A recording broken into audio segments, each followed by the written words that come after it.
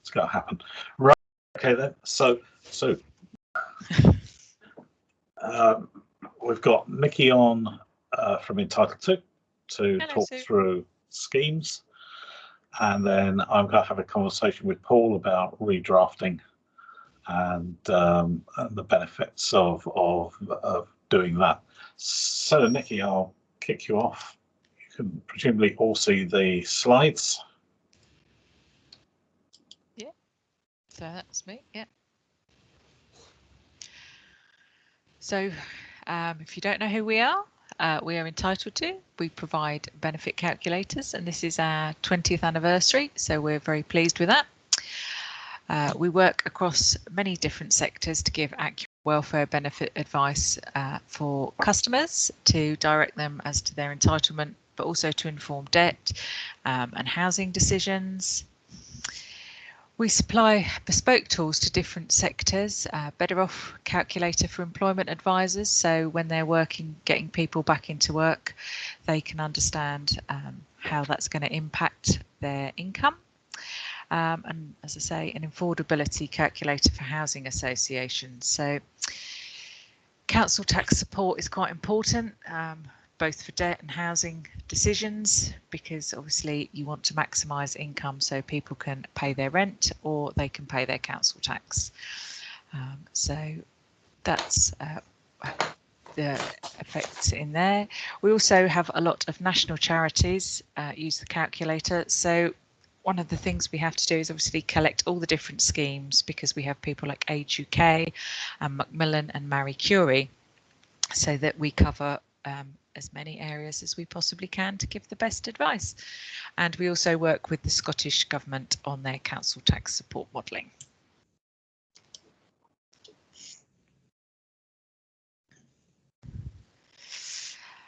So to ensure that we have these things accurate and all the schemes reduction or support, we have to try and get the data from all of the local authorities in England, which is no mean challenge. Everyone's supposed to have it on their website. They're not all on their website, or if they are, they're not necessarily all in full. And sometimes the regulations, or as Paul would say, the guidance is very complicated because they're no longer regulations. So Paul and Malcolm will talk to you about how to simplify it so everyone can understand it.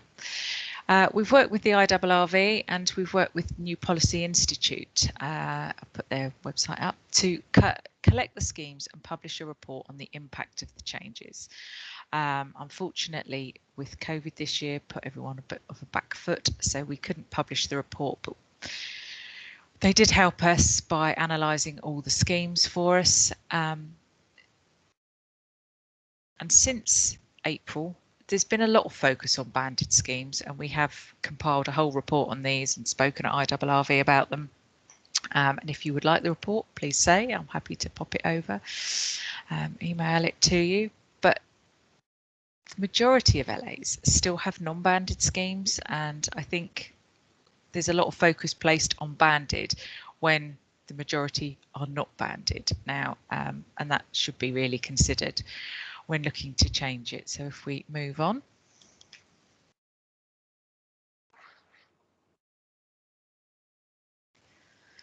So here are the details of the non-banded schemes.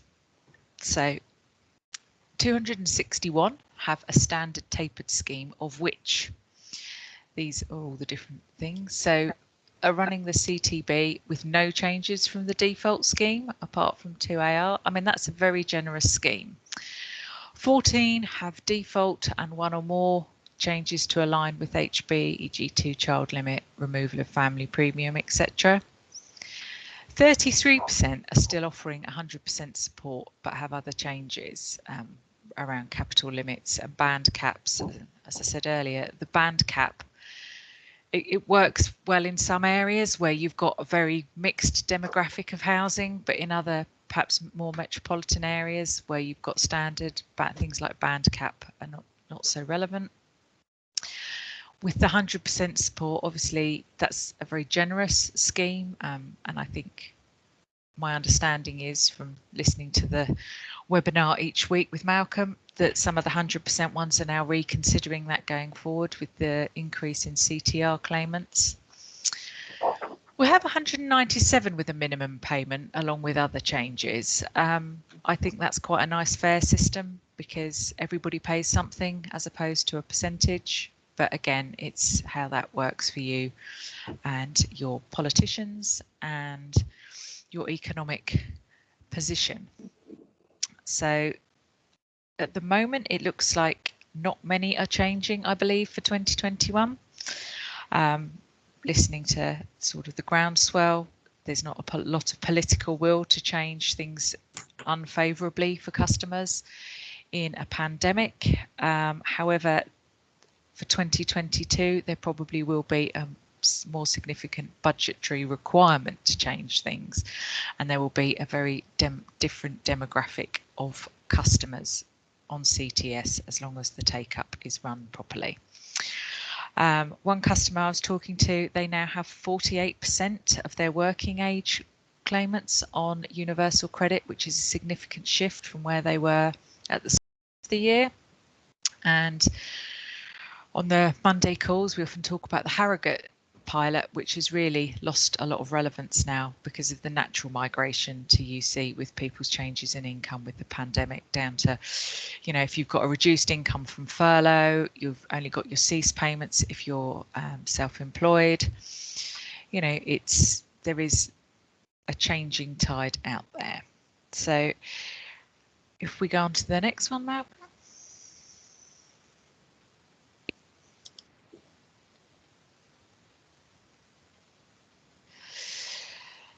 So when we're talking to people, we find one of the key things going forward is going to be making it simpler in terms of admin, to reduce admin costs and understanding. Universal credit has orphaned CTR because no longer do you get a straightforward claim with housing benefit. It was nice. You just popped your claim in, although they were legally two separate entities, they were always treated as one in terms of admin. System does it at the same time. The award letters go out generally in the same envelope. So everything was fairly seamless, and now you apply for universal credit and you might be new to the system, so therefore you don't know about the help with CTS, or you've previously been involved and had housing benefits, so you're familiar with the welfare system, but it's not the same system that it was when you last claimed. So again, you may not be claiming CTS, and obviously each local authority has different backdating rules, which can then have an impact on your assistance, which then knocks on to collection because although you are just taking it from a different pot notionally in revenues, it is difficult if you're then looking at hardship as well. That's increasing your admin costs.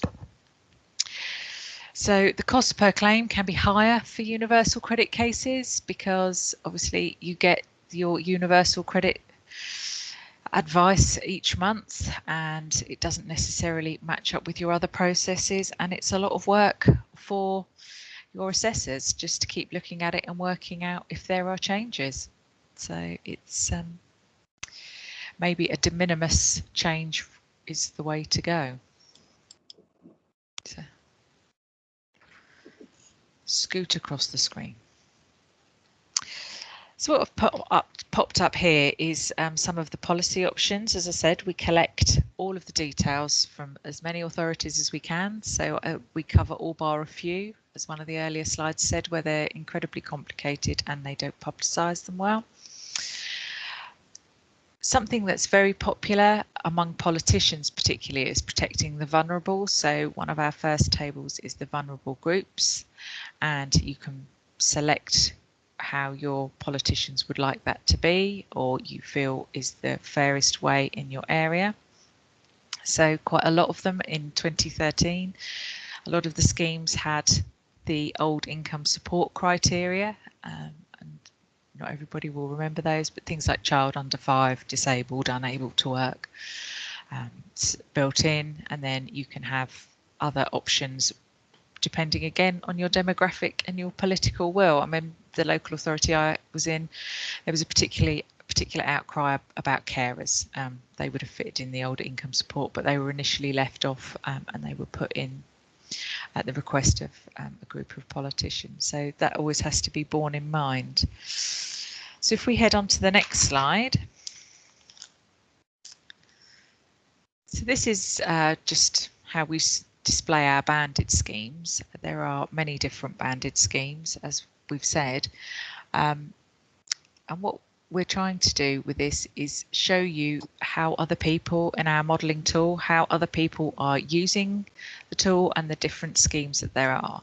Since 2013, we have created over 100 different options.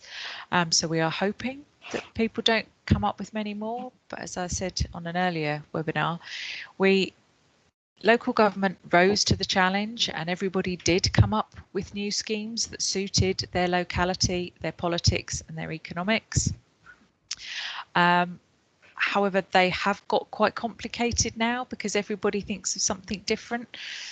So when you are able to look at all the different options that have been thought of, most modelling, you should be able to match something to the needs of your area. You can also, in our system, look at other people's schemes and compare them. So where you might not have the same demographic, you might have a similar impact coming from COVID, i.e. Kevin Stewart always mentions that he's near Gatwick, so there's a big impact on the knock-on effect economically here, would have a similar impact in other airport areas or areas with travel, so the Lake District, places like that, where hospitality have been affected. So it's useful to be able to take it and see so that you don't have to spend your time thinking of everything from scratch. You can change your options with other people's options and just have a look at them. So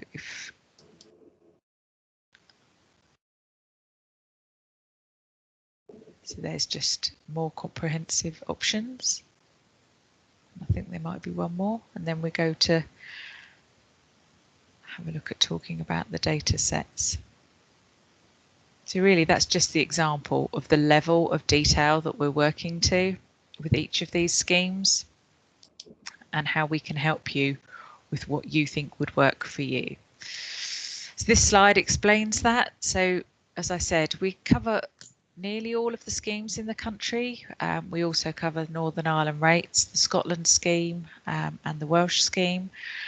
And although Wales and Scotland have national schemes, there is still internal wrangling about how that money is spent and how fair it is, because different areas in each of those countries have different requirements and are impacted differently by changes in economy at different times. So urban areas possibly more impacted than rural areas, but then rural areas feel they're more impacted. I know that's definitely an issue in Wales.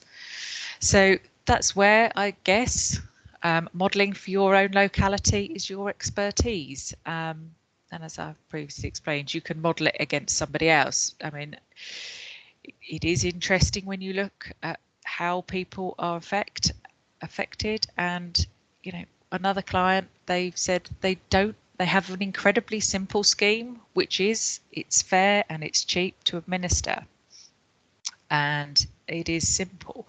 So I suppose that it does achieve the Holy Grail, but the converse side of that is they rely very heavily on Section 13 relief, which administratively makes it more expensive in a different way, and it becomes less simple because you're awarding it on a discretionary basis as opposed to a transparent system. So although it looks like it's solving a problem in one way, it's not in another. So yeah, there's many different policies that you can look at. So if we have a look at the next slide. So in terms of how we use your data, we've built with Data Tank an enhanced data set to include more CTS and universal credit details to enable a more comprehensive modelling of the caseload. The SHIBI data can be modelled, but it's becoming less relevant with time. Not all of the processing systems hold comprehensive data on universal credit, which is surprising, but that is true. So they don't identify out the elements. and others do, which make it difficult. And obviously SheBeat is only limited in its provision because it's the data that the DWP are concerned about, and they are less and less concerned with CTS. So we have built the tool that we'll just show you the front end of very quickly, just visually.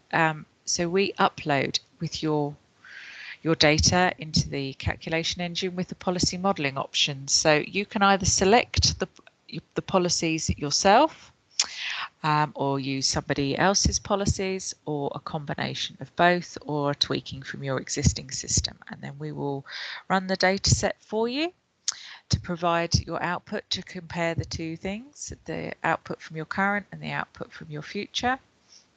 And also we can run, so we will show you your legacy cases and what the impact on them would be under universal credit when and if they migrate. So that might be a driver for you. I think the key at the moment is a data set is only as useful on the day it is taken. And that is something that needs to be borne in mind, that where people did consultation maybe last year or the year before, the world has shifted in a way that none of us could have foreseen and continues to do so. So I think the next 6 months we will have a very changeable landscape, for want of a better word, where your caseload will fluctuate and people's needs, and you will have a new demographic. And what we can do with our data sets is do it over monthly or every couple of months, so it could help you build up a picture of how it's going. As I said earlier, not many people will be changing for 2021. I think a significant number of local authorities are planning to change for 2022. And looking at your data from here onwards, or even the start of next year, we'll be able to provide you regularly with a more comprehensive way of looking at how you're going to need to serve your politicians, your budget, and your population. So if we go on to the next slide, Malcolm, and then we can just flick forward, I'll just quickly say. So it looks very simple because it is very simple. So that's how it would be, and it would be branded to your organisation. So if we go to the next one. So this table is taken from our work with Scotland, the Scottish Government, obviously, as they have a nationwide system. And it's to explain really how they worked theirs. They had an objective at the start. Their objective was not to save money. Their objective was to keep future rewards when customers transition to universal credit. So that's migration where you've had a change in income, as close to the award that they currently received under legacy benefits. So this is where we've modelled with them. We've modelled their existing caseloads and worked on just to confirm that they are as they say they are, so we know that we're working from the right base. Then they have popped in all the different options that they felt were relevant, and they have come up with a solution which was due to be implemented in 2021, but possibly will now be implemented in 2022. That involves taking out and leaving in certain elements of universal credit, which, as I've said, is not possible on all systems, but I think will have to be, because I know most of the system providers work in Scotland. So it's an example, really. When you try and explain that system to people, people will query it. I won't go into the detail now, but they started with an objective and they met the objective through using the different policy options that other people had already thought of. So it's a good process driven system, and it's worked for them. So I hope they can bring it in. So hopefully, and they continue to check our system each time. So any questions? So do you have? So do you have any questions? No, I'm fine, thank you. Okay. Well, thank you very much. Right. Okay. Now I'm just going to. We'll be sending out these slides, by the way, to everyone, so that you've got the contact details, etc. If you want to follow up on anything. I'm just going to have a quick chat now with Paul about CTR redrafting. Paul, we were asked to redraft or reword Blackburn's, not Blackpool's, but Blackburn's CTR into plain English a couple of years ago. And since then, we have done several others. What do you feel is the difference between the CTR rules and legislation? Well, thank you, Malcolm. Yeah, I think the legislation, which is set out in the prescribed requirement regulations, governs schemes for pensioners. Certain other aspects are laid down in those regulations.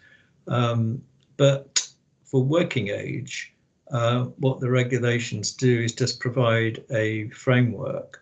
The regulations say that a local authority must set out who it is they want to help in their scheme, and they must set out how that help will be provided.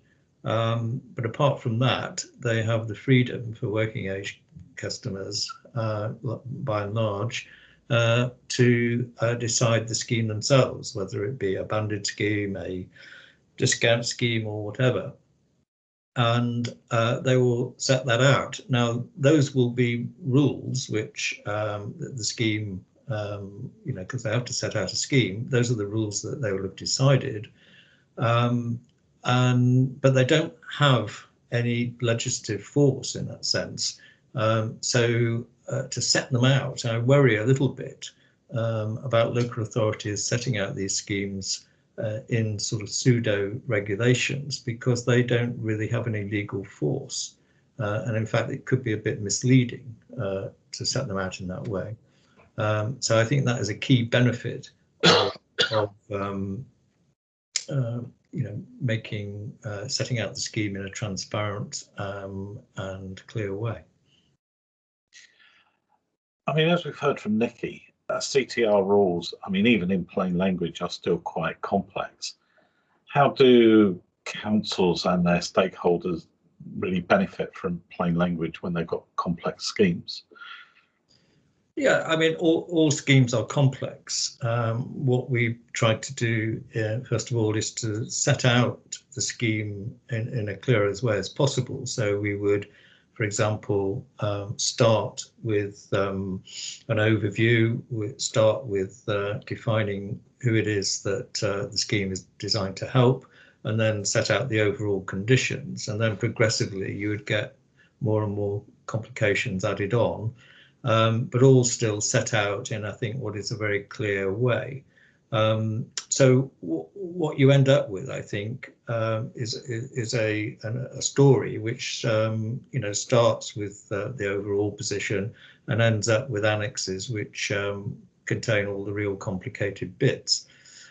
So that's helpful in itself, but the key benefit, I think, is transparency, so that both applicants, staff working in this area, and also members of the council can actually understand. It makes it accessible for everybody to have this clear, plain language version. And that presumably helps with things like VTs and judicial reviews, that they benefit from plain language as well. Yeah, I mean, it may not be your initial objective to help the valuation tribunal, but I think it does help, because they need to have a clear view as to what the scheme is all about.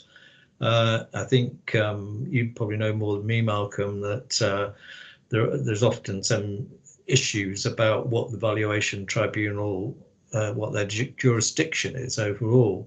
So it would help with clarifying those issues. I think the valuation tribunal will be able to understand what the scheme was about, and would be clearer in terms of what they can and can't do.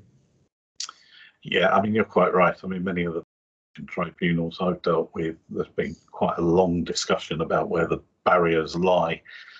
Spend an awful long time interpreting the rules to see exactly where those are. Plain language would clearly help.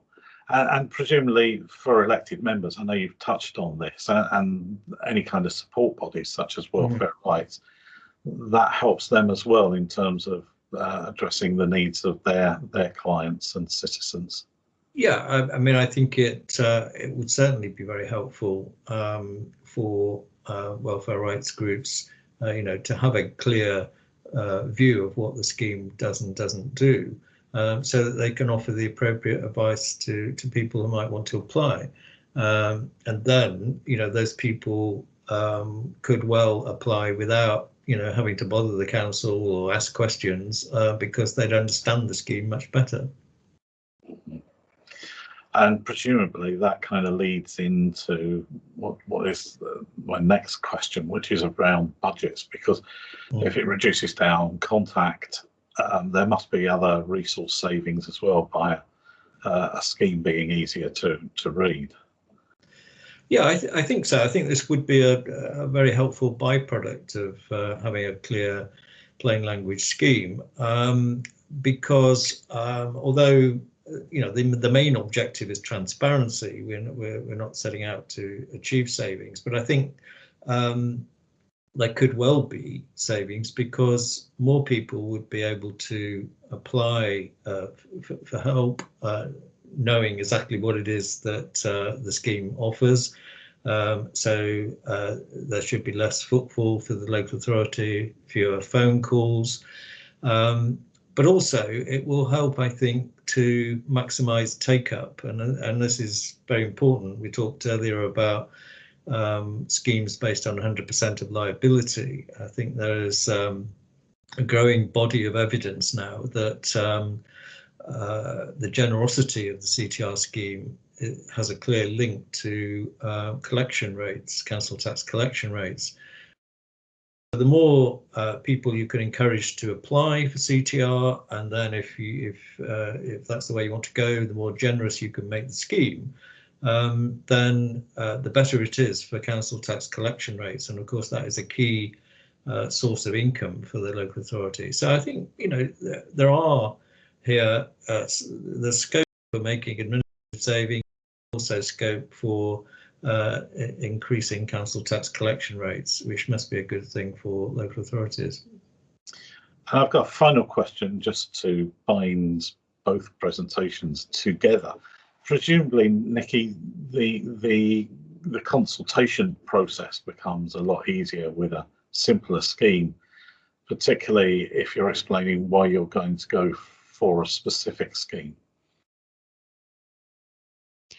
Yes, I think so. I think one local authority has been pulled up for their scheme and their consultation. I think a comprehensive consultation is clearly legally correct, but when you have it simply worded, I mean, basing it on the draft, the old regs, is far too complicated. And I know you've said that before, Malcolm, about just old pieces of wording that nobody needs to ever read again are in there, when if it just says if you're X, this is Y, with a good consultation calculator and some clear legislation, it helps everybody. It helps all of your stakeholders, your CABs, everybody you should be engaging with, move forward in clear understanding.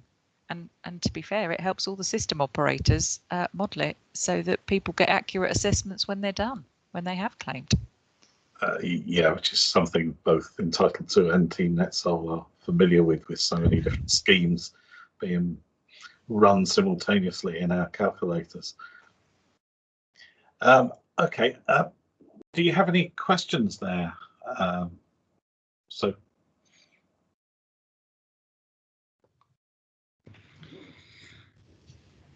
I've got no questions. It's all seemed very helpful, so thank you. I'm going to have to leave in a few moments as well. Okay.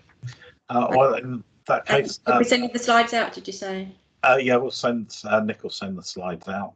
And thank you very much for your time. All right, thank you. Bye. Have a good day. Okay, Thanks. bye.